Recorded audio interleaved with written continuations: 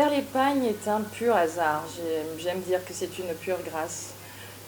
Parce que je n'ai pas de background ni dans la couture ni dans le pagne. Je n'ai pas de grand-mère Nana Binz.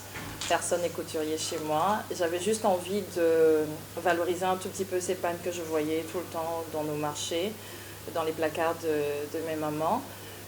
Envie de le transformer, envie de le changer, envie de faire quelque chose de nouveau avec. Donc je suis rentrée au Togo, j'ai commencé à travailler et suite à une expatriation qu'on m'a proposée que j'ai refusée, j'étais à la maison et j'ai juste commencé à faire des choses. Et ça a plu et donc on a créé la société Faire l'épargne.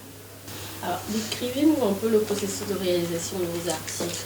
Du moment où vous dites que vous n'aviez pas un background, vous n'avez pas appris la couture et de tout ça, comment est-ce que ça se fait? Est-ce que vous le faites vous-même, c'est fait main, c'est avec la machine ou c'est produit localement ou comment?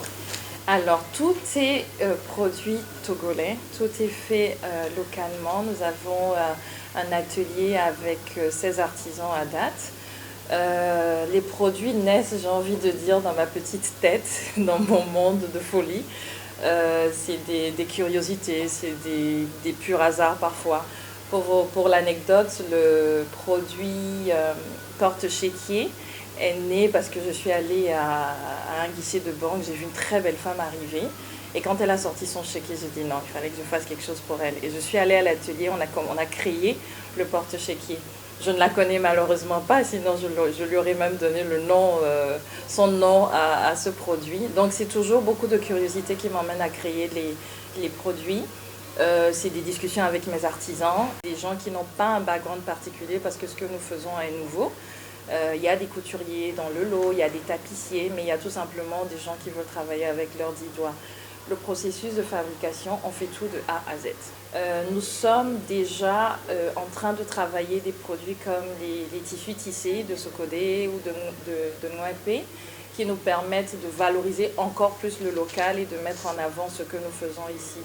Donc la matière première de base, c'est le pagne et après, c'est tout le matériel que nous utilisons pour le rigidifier. Est-ce que vous exportez ou c'est juste localement que vous le vendez Nous vendons à l'extérieur, mais nous n'avons pas un processus d'exportation encore bien établi. Nous avons fait des expositions à Paris, à Genève, à Johannesburg. Et nos produits, j'aime dire que mes produits voyagent beaucoup plus que moi, parce qu'il y en a au Pakistan, il y en a en Australie, il y en a aux États-Unis, il y en a un peu partout maintenant. Donc oui, l'exportation se fait par les clients qui les achètent un peu partout. Marié, des enfants? Célibataire sans enfants. Des projets dans ce sens? Un cœur à prendre. Cœur à prendre? Oui. Intéressant. Alors, en tant que jeune entrepreneur, quelles difficultés vous rencontrez sur le marché? La concurrence, je n'en ai pas du tout peur. Et il en faut. Et on a besoin de ça pour s'améliorer. Mes prix, certes, sont élevés apparemment par rapport au marché, mais c'est dû aussi à la qualité de nos produits. Nos produits sont extrêmement bien finis et c'est ce que nos clients achètent pour la plupart. L'entrepreneuriat en soi est un chemin difficile. Déjà, la vie elle-même, elle est pas facile. Décider de devenir son propre chef, c'est se discipliner, c'est avoir des contraintes, c'est perdre la sécurité du salaire mensuel, c'est avoir des employés à qui on est redevable, c'est avoir des clients qui nous demandent des comptes. À partir de ce moment-là, c'est vraiment un vrai chemin du combattant. Et en plus, dans notre environnement, je trouve que ce n'est pas particulièrement évident. Les banques ne vous accompagnent pas, le risque est trop élevé. Mais c'est toujours très passionnant et j'encourage mes jeunes frères, mes jeunes sœurs à se lancer dedans parce que c'est un défi. Et il faut y aller et plus c'est difficile et plus les meilleurs tiennent. Donc tant qu'on a la force on y arrive.